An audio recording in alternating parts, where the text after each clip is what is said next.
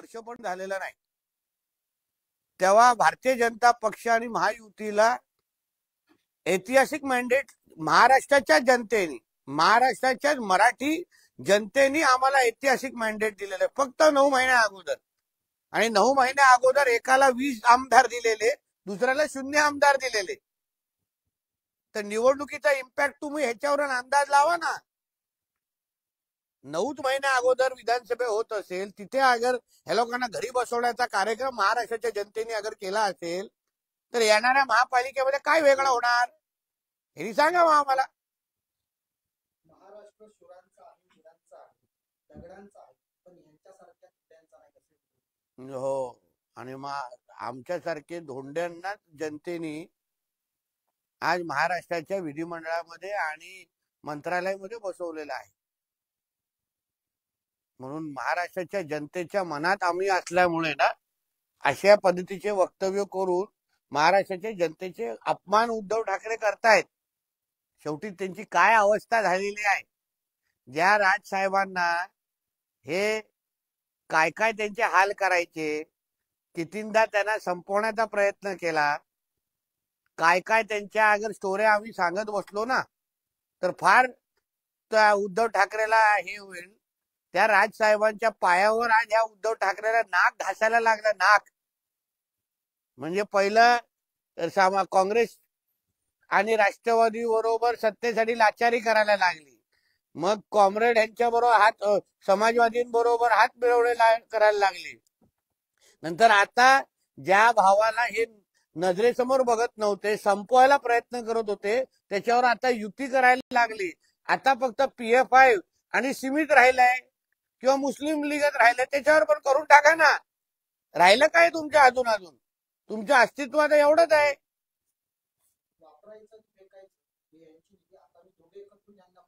हो ठीक आहे, आम्ही बघा घोडा मैदान लांब नाही.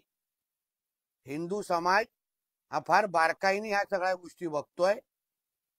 ज्या पद्धतीने तुम्हाला नाकाखाली बसलेल्या जितुद्दीनला तू तुझ्या मुंबऱ्यामध्ये जाऊन पहिलं मराठी शिकव हे बोलायची तुमची हिंमत नाही.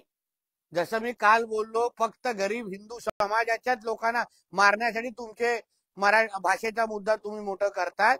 म्हणून महाराष्ट्रातला आणि मुंबईतला हिंदू समाज तुम्हाला परत एकदा मुंबई महापालिकेच्या निमित्ताने घरी बसवण्यासाठी तयार आहे. याचं उत्तर तुम्हाला मिळेल. तुमच्याकडे सत्ता आहे ती विधानसभेत, आमच्याकडे सत्ता आहे ती रस्त्यावरती, राज ठाकरे. ठीक आहे, आता राजसाहेबांची रस्त्याची सत्ता त्यांना लखलावू. बाळासाहेबांचं स्वप्न होतं मराठी माणूस एकत्र यावा, दोन्ही ठाकरेंनी घोषणा केली.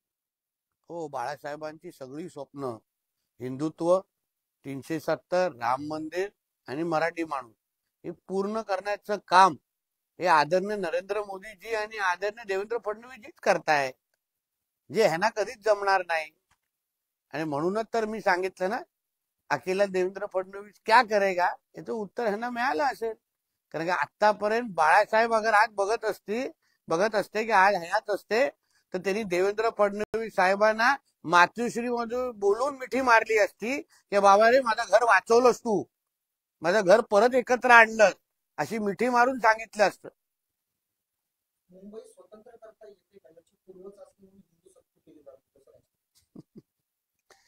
असं आमच्या राज्यामध्ये मराठीची सक्ती होती. असे काही मुंबई वेगळं. आता काही दिवसा अगोदर तुम्ही आदरणीय देवेंद्र फडणवीसजींचं भाषण बघा. त्यांनी पहिल्यापासून सांगितलं होतं की आता मुंबईला तोडण्याचा डाव, मराठी माणूस, हे सगळे टेप रेकॉर्डर सुरू होणार. तसंच ते टेप रेकॉर्डर आज लागायला सुरू झालेलं आहे. आता महाराष्ट्राच्या आणि मुंबईच्या जनतेला सवय झालेली आहे हिंदूंना फूट पाडून. आज जे काही मेळावा आज विजय मेळाव्याच्या निमित्ताने घेतला गेला ना, निश्चित पद्धतीने आज मोहम्मद अली रोड आणि बहरामपाड्याने इकडे शीरकुर्मा वाटले गेले असेल, फटाके फोडले गेले असतील की देखो हम लोग ने हिंदू को तोड के दिखाया. 20 वर्षांनी मी आणि उद्धव ठाकरे एकत्र आलो. जे बाळासाहेबांना जमलं नाही, ते महाराष्ट्र करू शकला नाही, ते देवेंद्र फडणवीस यांनी करून टाकलं.